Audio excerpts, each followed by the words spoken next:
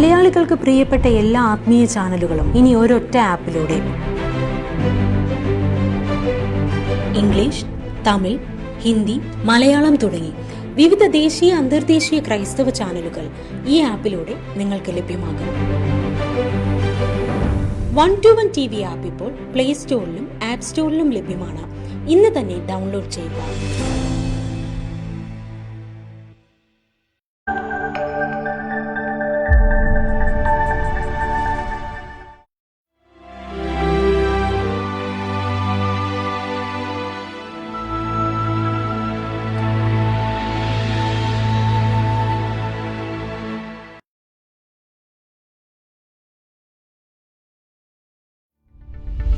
ഇപ്പം കൃപയിൽ നിന്ന് വീണവരെ ഭരിക്കുന്ന ആരാണ്? ഭൂതാത്മാക്കള്, വ്യാജാത്മാക്കള്. അവർ പറയുന്നത് എന്താണ്? ഓഷ്കാണ്.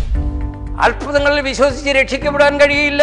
ദൈവവചനം കേട്ട് വിശ്വസിക്കുന്നവർ മാത്രമേ രക്ഷിക്കപ്പെടുകയുള്ളൂ. കൃപയിൽ നിന്ന് വീഴുന്നവൻ ഛേദിക്കപ്പെടുക തന്നെ ചെയ്യും. കൃപയിലേക്ക് മടങ്ങി വരിക, ദുരുദ്ദേശത്തിൽ നിന്ന് മടങ്ങി വരിക, കൃപയിൽ നിലനിൽക്കുക എന്നാണ് എനിക്ക് പറയാനുള്ളത്. പോയി പോയി പോയി എന്തെല്ലാം മണ്ടത്തരങ്ങളാണ് അടിച്ചു വിടുന്നത്. കൃപയുടെ സുവിശേഷത്തിൽ നിന്ന് വീണവരാണിന്ന് കുലുക്കി കുത്ത് കാണിക്കുന്നവരുടെ പരിപാടി മാത്രമാണ് ഇവർ കാണിക്കുന്നത്. നമസ്കാരം. കൃപയുടെ സുവിശേഷത്തിൽ നിന്ന് വീണു പോയവർ മറ്റൊരു സുവിശേഷത്തിൻ്റെ വക്താക്കളായി മാറുന്നു. തന്മൂലം ലജ്ജയായതിലൊക്കെ മാനം തോന്നുന്ന അവസ്ഥയിലേക്ക് പലരുടെയും ദർശനം മങ്ങുന്നു.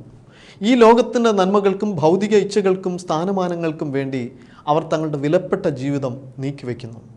അനശ്വരമായതിനെ, സ്വർഗീയമായതിനെ നേടുവാൻ ദർശനം ലഭിച്ചിറങ്ങിയവർ നശ്വരമായതിനു വേണ്ടി ജീവിതം പാഴാക്കുന്നു. കൃപയുടെ സുവിശേഷത്തെ അവഗണിക്കുന്നവർക്കും മറ്റൊരു സുവിശേഷത്തിൻ്റെ വക്താക്കളായി ദൈവവചനത്തെ വളച്ചൊടിച്ച് ജനത്തെ തെറ്റിക്കുന്നവർക്കും ഒരു മുന്നറിയിപ്പാവുകയാണ് ഇന്നത്തെ പഠനം. വിഷൻ 20+ എല്ലാ പ്രേക്ഷകരെയും ഈ ക്ലാസ്സിലേക്ക് സ്വാഗതം ചെയ്യുന്നു. പ്രൊഫസർ മാത്യു പി തോമസിൻ്റെ കൃപയുടെ സുവിശേഷവും മറ്റൊരു സുവിശേഷവും എന്ന വിഷയത്തിൻ്റെ 2ാം ഭാഗത്തിലേക്ക്.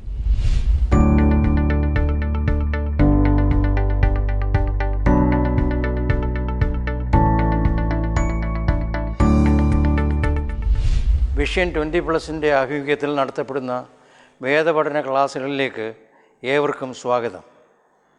ധന്യനായ അതിപരിശുദ്ധനായ പിതാവായ ദൈവത്തിൻ്റെ നാമത്തിലും തൻ്റെ പുത്രനായ യേശുക്രിസ്തുവിൻ്റെ നാമത്തിലും സത്യാത്മാവായ പരിശുദ്ധാത്മാവിൻ്റെ നാമത്തിലും കേൾവിക്കാർക്കെല്ലാം എളിവനായി ഞാൻ വന്ദനം പറയുന്നു. ഇനിയും വേറൊരു സുവിശേഷം എന്നാൽ എന്ത് എന്നുള്ളത് പറയാനാണ് ആഗ്രഹിക്കുന്നത്. ഗലാത്യ ലേഖനത്തിലേക്ക് നാം വരുമ്പോൾ അവിടെ നമുക്ക് വേറൊരു കാര്യത്തെക്കുറിച്ച് പൗലോസ് പറയുന്നത് കാണാൻ കഴിയും. ഗലാത്യ ലേഖനം 1-ാം അധ്യായത്തിൻ്റെ 6-ാം വാക്യത്തിലേക്ക് നമുക്ക് വരാം. 1-ാം അധ്യായം 6-ാം വാക്യത്തിലേക്ക് വരുമ്പോൾ അവിടെ വിശുദ്ധ പൗലോസ് പറയുന്നത് ഞാൻ വായിക്കാൻ ആഗ്രഹിക്കുന്നു.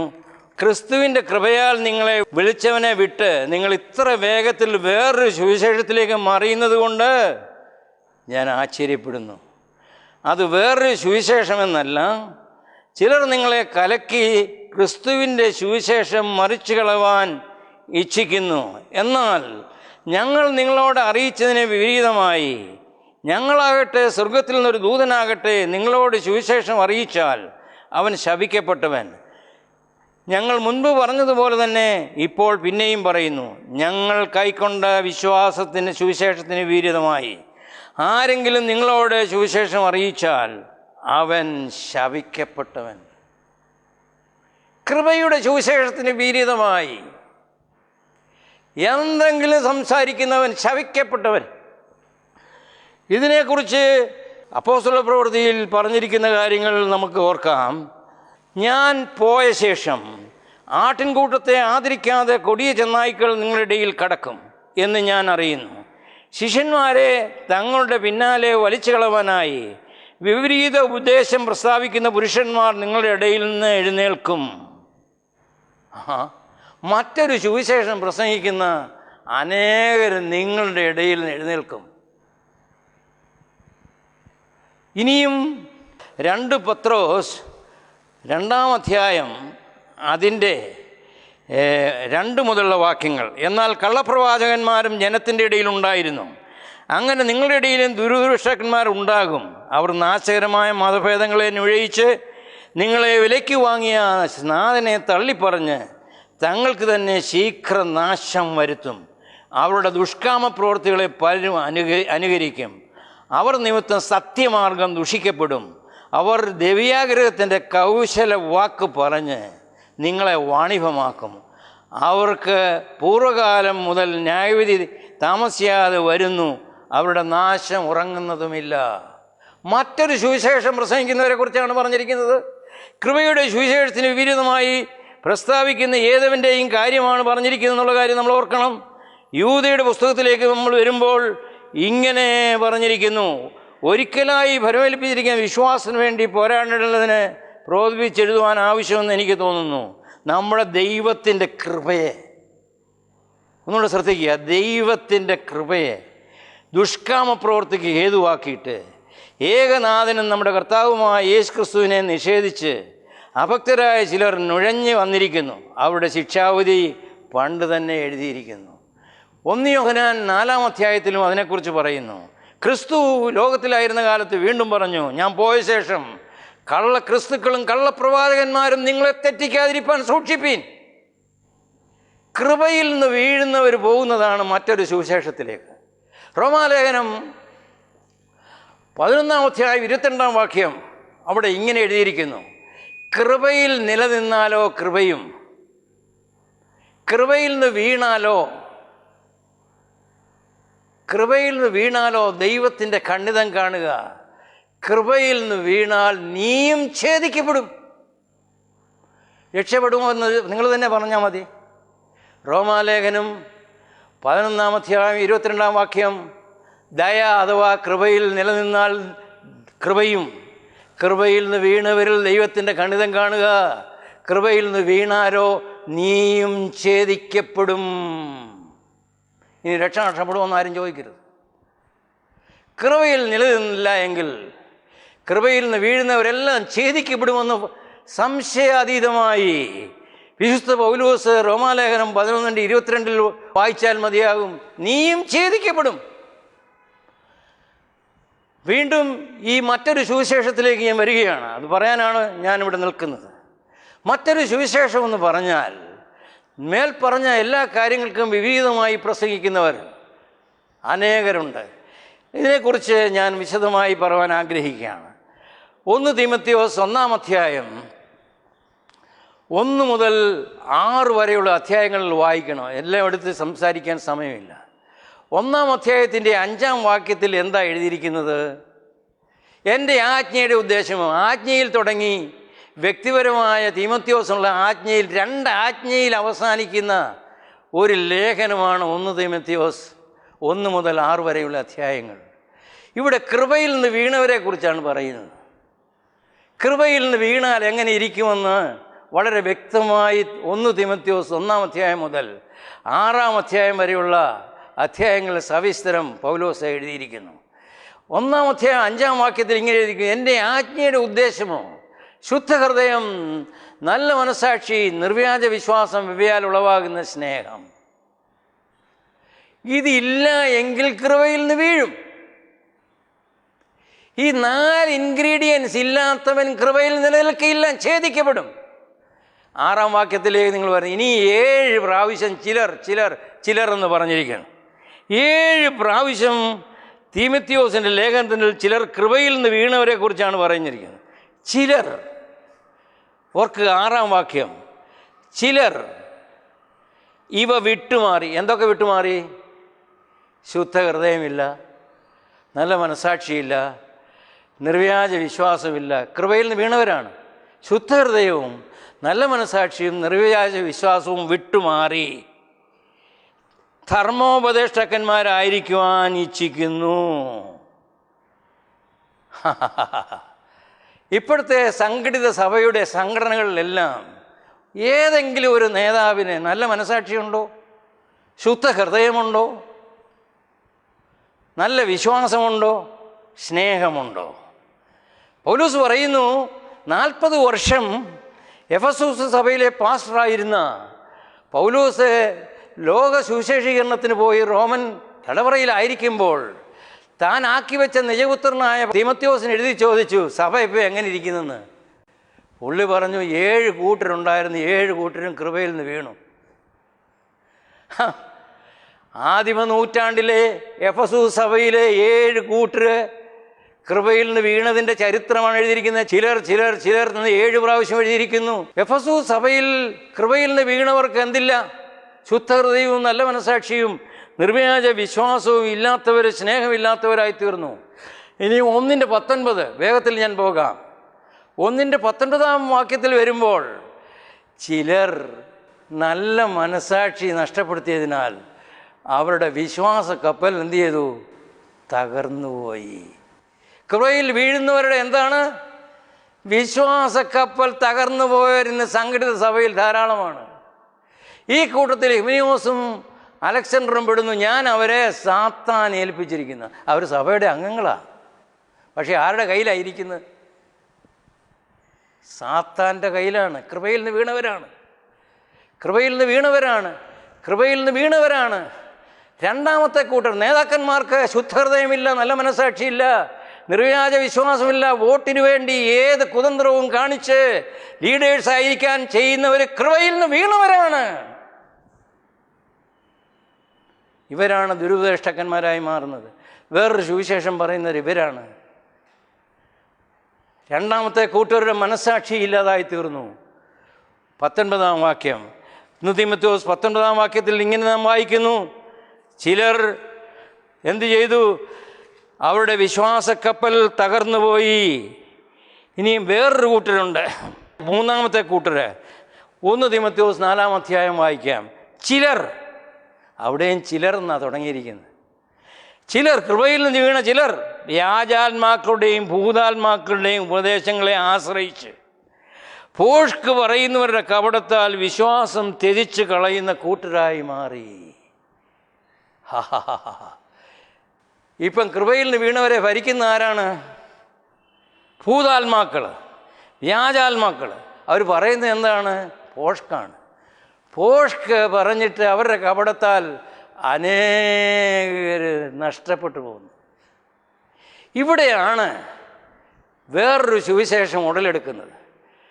മേൽ പറഞ്ഞതായ ഇൻഗ്രീഡിയൻസ് ഇല്ലാത്തവരാണ് ഇവൻ്റെ ലീഡേഴ്സ്. ഇവരുടെ അദൃശ്യനായ ലീഡർ സാത്താനാണ്. സാത്താൻ പറയും, ഞാൻ നിന്നെ ലീഡറാക്കാം, നന്മയുടെ ധനം ഇഷ്ടം പോലെ തരാം, കോടീശ്വരനാക്കാം. ഇത് കൃപയുടെ സുവിശേഷത്തിലുള്ളതല്ല.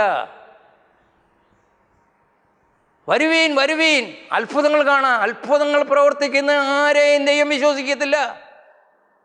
അത്ഭുതങ്ങളിൽ വിശ്വസിച്ച് രക്ഷിക്കപ്പെടാൻ കഴിയില്ല. ദൈവവചനം കേട്ട് വിശ്വസിക്കുന്നവർ മാത്രമേ രക്ഷിക്കപ്പെടുകയുള്ളൂ. നീയോ ഈ കേൾക്കുന്ന ആരെങ്കിലും അത്ഭുതം കണ്ട് വിശ്വസിച്ചിട്ടുണ്ടെങ്കിൽ അതല്ല വേണ്ടത്. ദൈവത്തിൻ്റെ വചനം കേട്ട് വിശ്വസിക്കണം. അവരുടെ പേര് മാത്രമേ സ്വർഗത്തിൽ എഴുതുകയുള്ളൂ. ഭൂതാത്മാക്കളുടെയും യാജാത്മാക്കളുടെയും ആത്മാക്കൾ ഭരിക്കുന്ന നേതാക്കന്മാർ ഭോഷ്ക് പറഞ്ഞ അവരുടെ കപടത്താൽ അനേകർ തെറ്റിപ്പോകുന്നു. അവർക്ക് വേണ്ടത് 4 കാര്യമാണ്: പൊസഷൻസ്, പോപ്പുലാരിറ്റി, പ്ലഷർ. 4 കാര്യമാണ്. ഇന്നത്തെ കൃപയിൽ നിന്ന് വീണ ചർച്ചിനെ ഒന്ന് നോക്കുക. അവർ കൃപയുടെ സുവിശേഷം എന്തെങ്കിലും പറയുമോ? അവർ പറയുന്നത് എന്താണ്? 1 വെച്ചാൽ 100 കിട്ടും, 100 വെച്ചാൽ 1000 കിട്ടും, 1000 വെച്ചാൽ 10000 കിട്ടും, 10000 വെച്ചാൽ 1,00,000 കിട്ടും. വെക്ക് രാജ വൈ കുലുക്കി കുത്ത് കാണിക്കുകയാണ്. സ്തുതിക്കും സ്തോത്രത്തിനും പകരം പാർക്കിംഗ് ലോട്ടിൽ കാറുകളുടെ എല്ലാം ഹോൺ ഒരുമിച്ച് കിട്ടിയാൽ ദൈവം പ്രസാദിക്കുമെന്ന്. പോയി എന്തെല്ലാം മണ്ടത്തരങ്ങളാണ് അടിച്ചു വിടുന്നത്. കൃപയുടെ സുവിശേഷത്തിൽ നിന്ന് വീണവരാണിന്ന്. കുലുക്കിക്കുത്ത് കാണിക്കുന്നവരുടെ പരിപാടി മാത്രമാണ് ഇവർ കാണിക്കുന്നത്. സ്തോത്ര കാഴ്ചയില്ലാതെ അവർക്കൊരു മീറ്റിങ്ങും ഇല്ല. അവരുടെ മീറ്റിങ്ങുകളിൽ ഭൂരിഭാഗ സമയവും സ്തോത്ര കാഴ്ചയെക്കുറിച്ച് പറയുന്നവരാണ്. പാവപ്പെട്ട സ്ത്രീകൾ കഴുതി കിടക്കുന്ന മാലയും വളയും കൊണ്ടൊന്ന് സ്തോത്ര കാഴ്ചയിൽപ്പെട്ട് വഞ്ചിതരാകുകയാണ്. പിശാച് പറയുന്നു, നിന്നെ ഞാൻ ലീഡറാക്കാം, നിന്നെ ഞാൻ കോടീശ്വരനാക്കാം, നിന്നെ എല്ലാ മാധ്യമങ്ങളിലും പോപ്പുലറാക്കാം. ഓ, നിന്റെ ഭാര്യയ്ക്ക് BMW, നിന്റെ മകനും മകക്കും കൊച്ചുമോക്കും മരുമോക്കും എല്ലാം വെവ്വേറെ കാറുകൾ, നഗരമധ്യത്തിൽ ഇഷ്ടം പോലെ ഇരുനില കെട്ടിടങ്ങളും ബഹുനില കെട്ടിടങ്ങളും. പിശാച് കർത്താവിനെ പരീക്ഷിച്ചപ്പോൾ പറഞ്ഞ ഒരു കാര്യമുണ്ട്, നീ എന്തിനായി ക്രൂശിൽ കിടക്കുന്നത്? കയറേണ്ട കാര്യമില്ല. എന്നെ വീണ് നമസ്കരിച്ചാൽ ഞാൻ ഇതൊക്കെയും നിനക്ക് തരാം.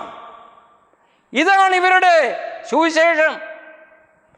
പിശാചിനെയും വ്യാജാത്മാക്കളെയും വീണ് നമസ്കരിക്കുന്നവർ, കൃപയുടെ സുവിശേഷത്തിൽ വീണവർ, മനസ്സാക്ഷിയില്ലാത്തവർ, ശുദ്ധഹൃദയവും നല്ല മനസ്സാക്ഷിയും നിർവ്യാജ വിശ്വാസവും ഇല്ലാത്തവർ, സ്വർഗം തരിശിട്ടാൽ പോലും ഇവരിൽ ഒരാൾ സ്വർഗത്തിൽ കയറുകയില്ല. ഇതാണ് ദുരുപദേഷ്ടകന്മാർ. അവർക്കെന്താ വേണ്ടി? Positions, popularity, pleasure. സ്തോത്ര കാഴ്ചയാണ് മുഖ്യ ആരാധനാ വിഷയം. നടുവേദന മാറും, തലവേദന മാറും എന്ന് പറയുന്ന ചില്ലറ വയറ്റിലെ വേദനയും മാറ്റി ഒരു മുടന്തനെയോ ഒരു കുരുടനെയോ ഇവർ ആരെങ്കിലും സൗഖ്യമാക്കിയിട്ടുണ്ടോ? ഇല്ല. നിന്റെ കാലിൻ്റെ നീളം കൂടും, നിന്റെ ഉയരം കൂടും, സ്കെയിൽ വെച്ച് അളക്കുന്ന പരിപാടികൾ. എത്ര വൃത്തികെട്ട പരിപാടികളാണ് മറ്റൊരു സുവിശേഷത്തിൽ അരങ്ങേറുന്നതെന്ന് ഓർക്കണം. ഇത് കൃപയുടെ സുവിശേഷത്തിൻ്റെ ഭാഗമല്ല.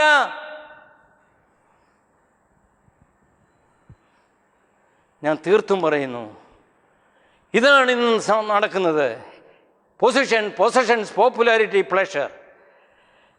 ഇത് മൂന്നാമത്തെ കൂട്ടരാണ്. ഒന്നാമത്തെ കൂട്ടർ ലീഡേഴ്സാണ്. അവർക്ക് ശുദ്ധഹൃദയമില്ല, നല്ല മനസാക്ഷിയില്ല, നിർവ്യാജ വിശ്വാസമില്ല, കൃപയിൽ വീണവരാണ്.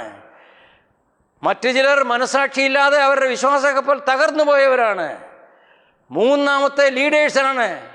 അവർക്കെന്തില്ല? ഭൂതങ്ങളുടെയും വ്യാജാത്മാക്കളുടെയും ഉപദേശം കേട്ടിട്ട് പോഷ്ക് പറയുന്നവരുടെ ആത്മാവിനാൽ കപടം പറഞ്ഞ് ജനകോടികളെ വഞ്ചിക്കുന്ന ദുഷ്ടന്മാര്.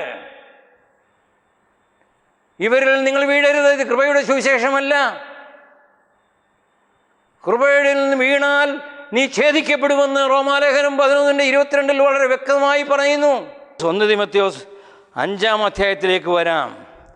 5-ാം അധ്യായത്തിൽ ഇപ്പോൾ തന്നെ ചിലർ സാത്താൻ്റെ പിന്നാലെ പോയല്ലോ. എഫെസൂസ് സഭയിലുള്ളവർ ചിലരെപ്പോൾ ഇങ്ങോട്ട് പോയി? സാത്താൻ്റെ പിന്നാലെ. എന്നാ കാര്യം? കാമാർത്തി പൂണ്ട്. കാമുകന്മാരുടെ എണ്ണം കൂടി സഭയിൽ. അന്യോന്യ ഭാര്യയെ അടിച്ചുകൊണ്ട് പോവുക. എഫെസൂസ് സഭയിൽ ഇതുണ്ടോ? കൃപയിൽ നിന്ന് വീഴുന്ന ഏത് സഭയിലും ഇത്ര വൃത്തികെട്ട സംഭവങ്ങൾ കാണും. ഈ സഭയിൽ എന്തുണ്ട്? നടപ്പ്, അശുദ്ധി, അതിരാഗം, ദുർമോഹം, വിഗ്രഹാരാധന, അത്യാഗ്രഹം, കോപം, ക്രോധം, ഈർഷ്യ, വായിൽ നിന്ന ദൂഷണം, ദുർഭാഷണം മാത്രം നിറഞ്ഞ സഭ. കൃപയിൽ നിന്ന് വീണ സഭ. ഇതാണ് മറ്റൊരു സുവിശേഷം. ഇവിടെ പോകുന്നവർ വളരെ സൂക്ഷിക്കണം. പിൻവാങ്ങി കൃപയിലേക്ക് മടങ്ങി വരണം. ക്രിസ്തുവിനോട് കഷ്ടം അനുഭവിക്കുവാൻ, അവൻ്റെ കഷ്ടങ്ങളിൽ പങ്കാളികളാകുവാൻ, തേജസ്കരണം പ്രാപിച്ച് നിത്യജീവനെ പ്രാപിക്കുവാൻ കൃപയിലേക്ക് മടങ്ങി വരണമെന്നാണ് ഇന്ന് ഞാൻ നിങ്ങളോട് ഈ വേദപഠന ക്ലാസ്സിൽ ഒരു പ്രസംഗം പോലെ തോന്നിയാലും ഞാൻ ക്രിസ്തുവിൽ അവൻ്റെ ആത്മാവിൻ്റെ എരിവോടെ എരിയുന്നത് കൊണ്ടാണ് പറയുന്നത്. നിങ്ങളെ ബുദ്ധിപദേശിക്കുകയാണ്. ഇതാണ് സുപ്രസാദകാലം, ഇതാണ് രക്ഷാദിവസം. മടങ്ങി വരിക, കൃപയിലേക്ക് മടങ്ങി വരിക എന്നാണ് ഞാൻ പറയുന്നത്. അത്ഭുതങ്ങളും അടയാളങ്ങളുമല്ല കൃപയുടെ വചനത്തിൻ്റെ അടിസ്ഥാനം. ദൈവവചനമാണ്, ക്രൂശിലെ മരണമാണ്, കൃപയുടെ മഹിമാധനമാണ്. കൃപ ലഭിച്ചവർ കൃപാസനത്തിൻ്റെ അടുത്ത് ചെന്ന് കൃപ ലഭിക്കണം. ഇവിടെ വായിക്കാം, കാമുകിയായവളോ ജീവിച്ചിരിക്കുന്നവയിൽ തന്നെ ചത്തവളാണ്. ഈ സഭയിൽ ഒത്തിരി ചത്തവളുണ്ട്. എഫെസൂസ് സഭയുടെ കാര്യമാണ്. ആ സഭയിൽ ഇത്രയും ഉണ്ടെങ്കിൽ ഇപ്പോഴത്തെ സഭയിൽ എത്ര പേരാ? പത്രങ്ങളിൽ അടിച്ചു വരുന്നത് എന്തൊക്കെയാണ് നമ്മൾ വായിക്കുന്നത്? ടോപ്പ് ടു ബോട്ടം എല്ലാ സഭാ സംഘടന. ഇതൊന്നും സഭ ക്രിസ്തുവിൻ്റെ ശരീരമൊന്നുമല്ല, സംഘടനകളാണ്. ക്രിസ്തുവിന് ഒരു ശരീരമേ ഉള്ളൂ, അത് ആര് വിചാരിച്ചാലും ഇളകുകയില്ല. ദൈവം തനിക്കുള്ളവരെ അറിയുന്നു, അവൻ്റെ ശരീരം എന്നേക്ക് നിലനിൽക്കുന്നു. ആ ശരീരത്തിൽ നിന്ന് ഒന്നും ഒഴിഞ്ഞു പോകുകയില്ല. ശുദ്ധഹൃദയവും നല്ല മനസ്സാക്ഷിയും നിർവ്യാജ വിശ്വാസവും സ്നേഹമുള്ളവർ ഈ സഭയുടെ അംഗങ്ങളാണ്. അവർ കഷ്ടം അനുഭവിക്കാൻ തയ്യാറാണ്. 10 കാര്യങ്ങൾ കഷ്ടം അനുഭവിക്കുന്നവരാണ്. അവരാണ് കർത്താവിൻ്റെ യഥാർത്ഥ ശരീരം. അടുത്തതായിട്ട് നമുക്ക് നോക്കാം 5-ാം അധ്യായത്തിൻ്റെ 24-ാം വാക്യം. ചില മനുഷ്യരുടെ പാപങ്ങൾ പത്രത്തിൽ അടിച്ചു വരുന്നെന്ന്. അന്ന് പത്രം ഉണ്ടായിരുന്നേല് പൗലോസ് പറയുന്നു, ചിലരുടെ പാപങ്ങളൊക്കെ പബ്ലിക്കായിട്ട് വരുന്നല്ലോ. പൊതുജനത്തിൻ്റെ മുമ്പിൽ വെളിവായിക്കൊണ്ടിരിക്കുന്ന ചിലരുടെ വ്യഭിചാരം, ചിലരുടെ അടിച്ചുപോക്കൽ, ചില കാമുകന്മാരുടെ ഡിവോഴ്സ്, ഇതെല്ലാം അടിച്ച് കീറി പത്രങ്ങളിൽ വരുന്നു. കൃപയിൽ നിന്ന് വീണവർ, മറ്റൊരു സുവിശേഷത്തിൽ വിശ്വസിക്കുന്നവർ, ദുരുപദേശങ്ങളിൽ വിശ്വസിക്കുന്നവർ, ദുഷ്ടാത്മാക്കളുടെയും ദുരാത്മാക്കളുടെയും ആലോചനയ്ക്ക് പോകുന്ന ദുഷ്ടപിശാചുക്കൾ. നിങ്ങൾ നാളെ TV ഓഫ് ചെയ്യുമായിരിക്കും. എനിക്ക് വിഷമമൊന്നുമില്ല. ഞാൻ സത്യം സംസാരിക്കുന്നു, വേദോസ്തത്തിലുള്ളതാണ് പറയുന്നത്. കൃപയിലേക്ക് മടങ്ങി വരിക, ക്രിസ്തുവിനോട് കഷ്ടം അനുഭവിക്കുവാൻ തയ്യാറാകുക, നിത്യജീവനെ പ്രാപിക്കുക. വീണ്ടും അവിടെ എഴുതിയിരിക്കുന്നു, ചിലരുടെ പാപങ്ങൾ ക്രമേണയെ വരത്തുള്ളെന്ന്. പെട്ടെന്നൊന്നും വരത്തില്ല. ചിലരുടെ പെട്ടെന്ന് പത്രത്തിൽ അച്ചടിച്ച് വരും. ചിലരുടെ പാവങ്ങൾ, 6-ാമത്തെ കൂട്ടരുടെ പാവങ്ങൾ കുറേ സമയമെടുക്കും പുറത്തു വരാൻ. അപ്പോൾ 6 കൂട്ടരുടെ കാര്യങ്ങളെന്ന് പറഞ്ഞു. ഇനി 7-ാമത്തെ കൂട്ടരെക്കുറിച്ച് വായിക്കാം. അവർ ദൈവഭക്തിയെ ആദായ സൂത്രമെന്ന് വിചാരിക്കുന്നു. ഈ ലോകത്തിലേക്ക് നാം ഒന്നും കൊണ്ടുവന്നിട്ടില്ല, ഇവിടെ നിന്ന് യാതൊന്നും കൊണ്ടുപോകാൻ കഴിയുന്നതുമല്ല. ഉണ്മാനും ഉടുപ്പാനും ഉണ്ടെങ്കിൽ മതിയെന്ന് നാം വിചാരിക്കാം. ധനികന്മാരാകുവാൻ ആഗ്രഹിക്കുന്നവർ പരീക്ഷയിലും കണിയിലും കുടുങ്ങുകയും മനുഷ്യർ സംഹാരനാശങ്ങളിൽ മുങ്ങിപ്പോകുവാൻ ഇടവരുന്ന മൗഢ്യവും ദോഷകരവുമായ ചില മോഹങ്ങൾക്ക് ഇരയായിത്തീരുകയും ചെയ്യുന്നു. ദ്രവ്യാഗ്രഹം സകലവിധ ദോഷത്തിന് മൂലമല്ലോ. ഇത് ചിലർ കാംക്ഷിച്ചിട്ട് വിശ്വാസം വിട്ടുഴന്ന് ബഹുദുഃഖങ്ങൾക്ക് അതിൻ്റെതായ വിശ്വാസം വിട്ടോടുന്നു. 1 വെച്ചാൽ 2 കിട്ടും, 10 വെച്ചാൽ 100 കിട്ടും. ഇതും കൊണ്ട് എവിടെ പോവും? ഇവിടത്തെ നീ ഒന്നും കൊണ്ടുപോകയില്ല. നീ കണക്ക് പറയും. പിശാചിനുമോൻ്റെ ദൂതന്മാർക്കും ഒരുക്കിയിരിക്കുന്ന ആ നിത്യനരകത്തിൽ കിടന്ന് നീ ഒരു തുള്ളി വെള്ളത്തിന് വേണ്ടി ദാഹിക്കും. കൃപയിൽ നിന്ന് വീഴുന്നവൻ ഛേദിക്കപ്പെടുക തന്നെ ചെയ്യും.